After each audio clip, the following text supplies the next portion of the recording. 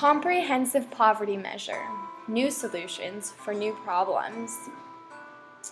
As we know, the official poverty measure is outdated and based off of statistics from the 50s and 60s. Dario and I have come up with a new comprehensive poverty measure that addresses the new statistics and problems we're facing in America today. So how should we define poverty today, and how should we measure it? Poverty is defined as a lack of income and/or capabilities to live a basic quality life and should be measured using the comprehensive poverty measurement. Income and capability are the two factors that can determine one's quality of life.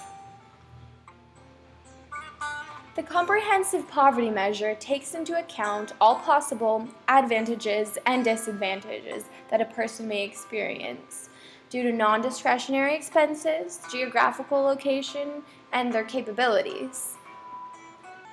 To calculate income adequacy, we take into account two main strands: resources and threshold.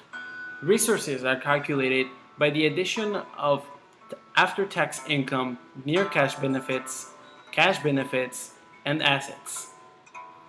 Non-discretionary expenses are subtracted from the resources.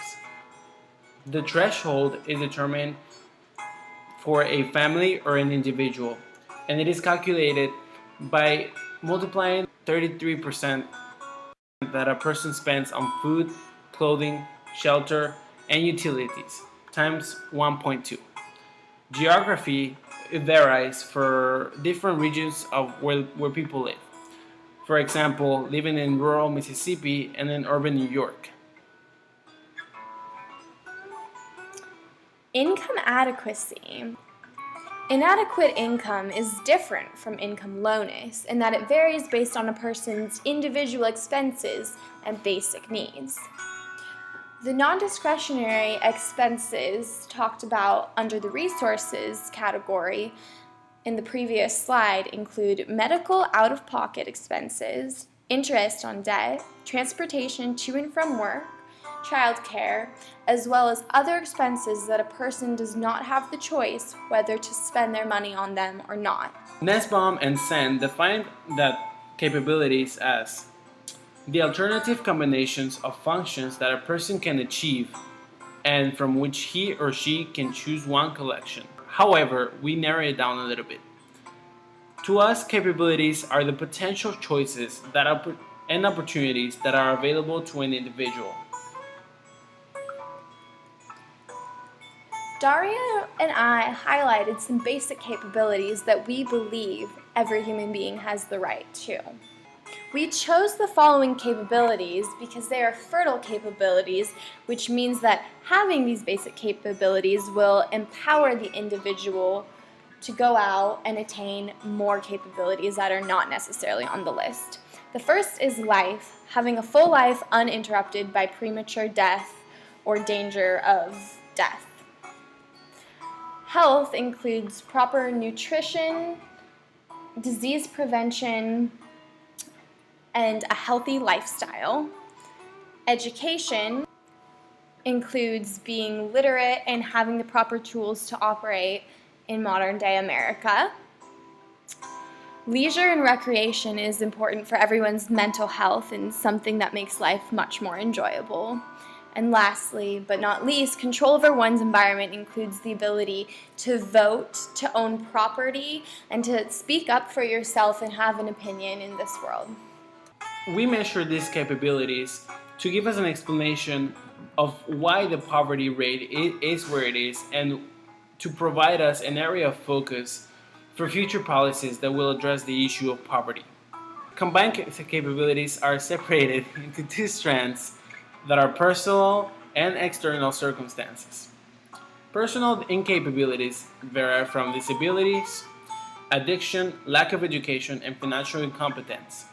These capabilities may prevent a person from having more functions within their lives, or even lacking of other capabilities. For example, the lack of education of a person may deny them future jobs or future access to more information in their lives. External circumstances are capabilities that are outside the reach of the individual, such as job market, public education, or neighborhood. Such things can determine the capabilities available to a person and what he or she can do with them. Income to capability correlation. Income is correlated with capability in that the absence of one may, and very often does, negatively affect the other.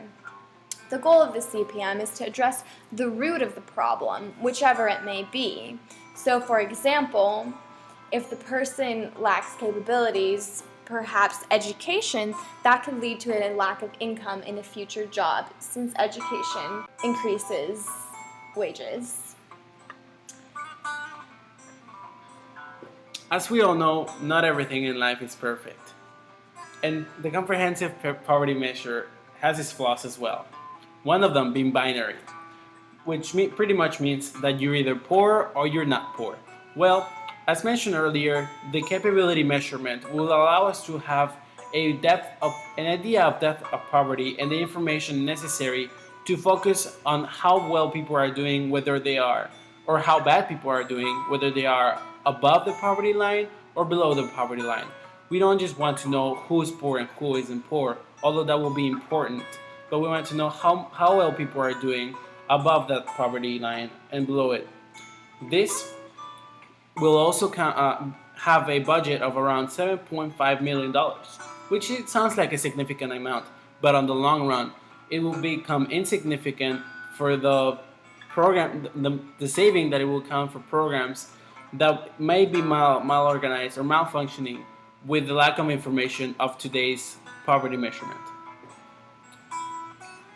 Also, a lack of longitudinal statistics may seem as a big flaw for this comprehensive poverty measure. However, this measurement will work comparatively with the official poverty measure for years in order to gain even more information and be able to create more resources and more information to tackle future poverty issues. The future of poverty. With funds properly allocated, government can help be more effective on winning the war against poverty. This CPM will provide American citizens and policymakers with a new, but more accurate view of poverty, its roots, and how it can be eradicated. Thank you so much for watching our presentation. And if there's one thing that we want to leave you with, is this quote from Japheth Omoyua, a political activist, which is, "We cannot use old solutions for new problems. That is why we need to implement the comprehensive poverty measure